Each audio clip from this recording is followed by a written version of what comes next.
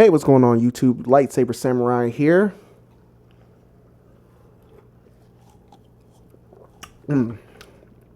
Delicious. Also, I should probably mention not sponsored. Unless Body Armor, you want to sponsor me. Anyway, guys, this is it. The final chance to grab these PlayStation 3 games physically before they're gone forever. Let's talk about it.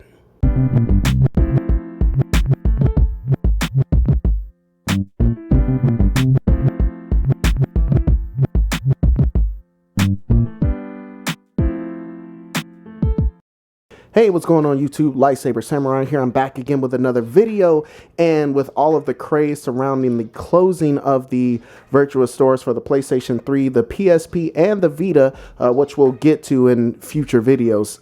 I've been taking a closer look at physical media for the PlayStation 3 because some of these games are really shooting up in price, so I wanted to showcase a few of them that you guys need to be on the lookout for to add to your collection before they slip away forever. So, going on with the first title, this is one that we've talked about before. I showcased it in a Hidden Gems video. I showcased in another video before that. The first game on the list, Yakuza Dead Souls, of course, on the PlayStation 3. You can see there I scored my copy for pretty cheap there, less than $10. But unfortunately, this is a game that is shot up beyond $60. And I told you in an earlier video that that was going to happen. And the reason why is because with all the remastering they've been doing with the Yakuza series, this is the only game in the series that has yet to receive a remaster. So if this does get a remaster on the PlayStation 5 in the future, then we will see this price come down. But as of right now, the only way you can play this game is on the PlayStation 3. Of course, we've talked about it. I'll go over it real briefly. You play as a number of characters in this post-apocalyptic style game. Most of the Yakuza series is based around exploration and the beat-em-up style combat, but this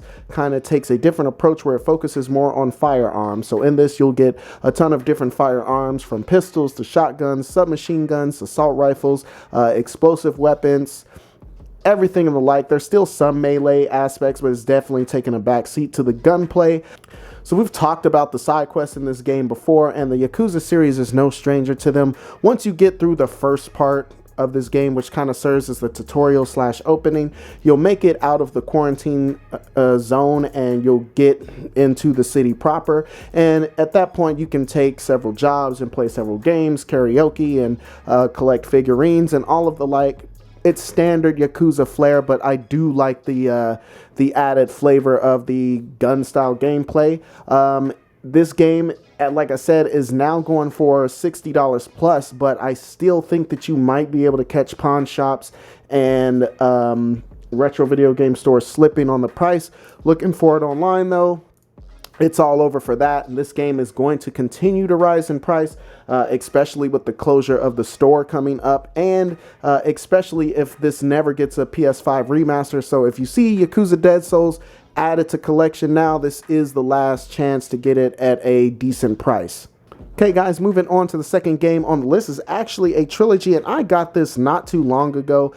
This is the Ratchet and Clank trilogy. I personally always liked Ratchet and Clank more than I like the Jak and Daxter games, just because the wide selection of guns. Both of the series, and Jak and Daxter I believe is going up in price too, so you might want to go ahead and grab that and Sly Cooper while you're at it. But the Ratchet and Clank series, it kind of got new attention when they re-released the first game on the PlayStation 5, which isn't really a remaster so much as it's a reimagining of the first game, but that put attention on Ratchet and Clank. Of course, they got the remastered trilogy, and this is the only time since the original trilogy came out on PS2 that it's been remastered.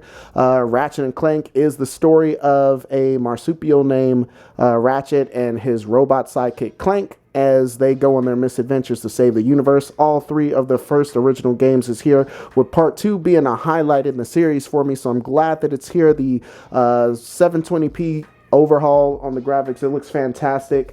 It's also a 3D game, so if you have a 3D TV and the 3D glasses, you can experience that, but I wouldn't know anything about that. I never used it by itself, but you could do it.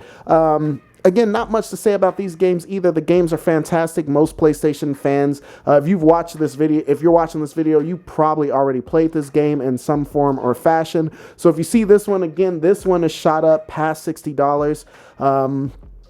I don't know if you're going to catch the mom and pop stores slipping, simply because I haven't seen this game in the wild for about a year and a half. You may get lucky at a pawn shop, and garage season is coming up upon us. But if you see this for under $40, definitely grab it. It's only going up from here.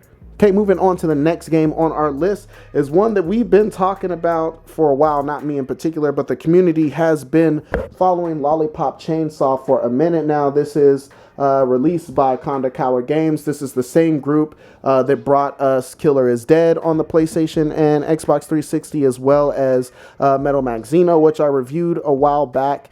And this has a very kind of... it's very similar to the Pseudo 51 games like Killer 7 and No More Heroes and things like that. The main character in this, you play as a cheerleader whose school has been overrun with zombies, and so she arms herself with her chainsaw and gets to work. It's hack and slash at its finest. I haven't played this game that much. Actually, I've only passed like the first 2 levels, but I want to talk about it because lately this game shot up in price crazy. I was able to snag my copy under $15 about a year or so ago. It's been sitting in the backlog, so I just dusted it off today to kind of take a look at it. But it's a lot of fun. This game is it's a fun game, but it's definitely a flawed game, especially as far as some of the combat mechanics go. But I would say it's probably worth $30 and below. Now, this one is climbing north of $50 at breakneck speed, especially for the PlayStation 3 version. But pro tip, this game came out on the Xbox 360 and is significantly less. I have it for the 360 too, and I think you can get it on the 360 around $25 still. So if this gets out of hand and just gets far away in price, you might be able to quickly snag it on the Xbox 360. But either way you can get this game, definitely get it. You're looking at the gameplay. It's kind of the wacky, like I said, Pseudo 51, Platinum Games, Capcom, Sega, all of their kind of third-person action games where it kind of has that, kind of cheesy dialogue and just kind of over-the-top action. If you like any of that type of stuff, Lollipop Chainsaw is definitely right up your alley. Go pick it up. Okay, guys, penultimate game on the list. This is a game developed by Game Republic and published by Sony.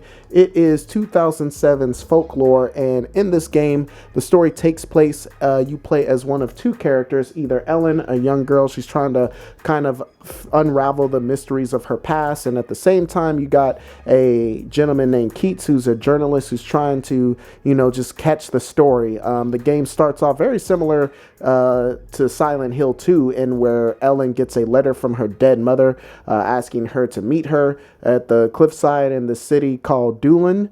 And so once she goes there, she gets wrapped up in this whole kind of conspiracy and the string of murders that happen in the town since the appearance of an entity known as the Hag. Her and Keats soon kind of team up, and it is there that their job is to kind of unravel the story in the real world while they head into the netherworld and fix the disturbance, fix the center of the disturbances that's going on in the netherworld. This is basically an action RPG with a lot of heavy adventure elements. Again, a lot of the story takes place in the actual real world, where you'll go around, you'll meet townsfolk, investigate, kind of do side quests, things like that. But the real meat and potatoes of the game takes place in the netherworld, which is kind of a land of the dead, and it's inhabited by these demonic creatures called folks. And while you're in the demon world, you battle these folks, and you can actually, once you defeat them, some of them, you can actually steal their soul and add them to your arsenal, kind of like a Pokemon. You kind of defeat these enemies and you can get them to join your side. Once you get them to join your side, you have a menu where you can add these characters to your and map them to your face buttons. Kind of similar to Phantom Dust on the original Xbox. It's kind of how the gameplay reminds me of. The graphics in this game actually pretty good for the time, despite being an early Sony game. The in-game graphics, they look okay. The CG graphics actually look really fantastic, and it's really the art style of this game that really brings out the graphics. It is not just the resolution, but the way things are designed and detailed. It's very fantastical in its design. All in all, this is a game, I picked it up for like $13. This one is shooting up around the $60 mark as well, and I haven't seen that game in the wild for years, so if you get lucky enough to find Folklore, definitely pick it up. Okay, and moving on to the final game on the list, brought to us by the good folks at Capcom and released on the PlayStation 3, of course, is Asuras Wrath. And Asuras Wrath, this game is absolutely insane. If you know anything about this game, it plays like a Platinum Games title, and just how absurd it is with the cutscenes and some of the gameplay mechanics, which change every level. And so there's a lot to unpack here. So you play as a demigod named Asura, of course, who is set to get revenge against the gods who did him dirty. Very similar to Kratos and God of War. And honestly, playing this game, it plays very much like God of War 1, 2, or 3 on the PlayStation 2 and 3. You'll be in these arena style levels, beating guys up, racking up crazy combos. In that sense, it's very standard fare. You'll know where you're at once you step in, and the controls are very conventional in that sense. And when it remembers to be a game, it's actually pretty decent. It's your standard beat 'em up, third person beat 'em up action game. The issue with it that a lot of people will find with it is oftentimes it forgets to be a video game and becomes more of an interactive experience. I would say probably about 60% of this game is actually watching cutscenes and doing QuickTime events, which, if you are not a fan of QuickTime events, this is not the game for you. I think they're okay. I like QuickTime events sometimes, but a lot of instances in Asuras Wrath, the QuickTime events are just kind of dumb, the way they're placed and the things they have you do in the QuickTime events. The story, just watching everything play out is actually quite entertaining. It plays out like, any kind of like over-the-top anime you might have watched. And the levels, they're kind of broken up in episodes. So, 20 to 30 minute romps, and then it'll actually play like some credits and have like, next time on Asuras Wrath. And so you'll definitely want to stay engaged to let the story play out. And that's really the biggest reason to play this game, is to watch the story play out. And thankfully, the game looks fantastic while it's doing it. The graphics on this game are absolutely top notch. It's a fantastic looking game on any system, and that's the thing to mention. Asuras Wrath is around $70 right now on the PlayStation 3. But you can get it for much, much cheaper on the Xbox 360. I have it on the 360 as well. I got lucky on this about 3 months ago and found it at the pawn shop for $15. But you can get the Xbox 360 version for about 30 or 40 last I knew. And so that's probably the way to go, because depending on the type of games you like, it won't be worth it. Like I said, as there's a lot more watching this game than playing it.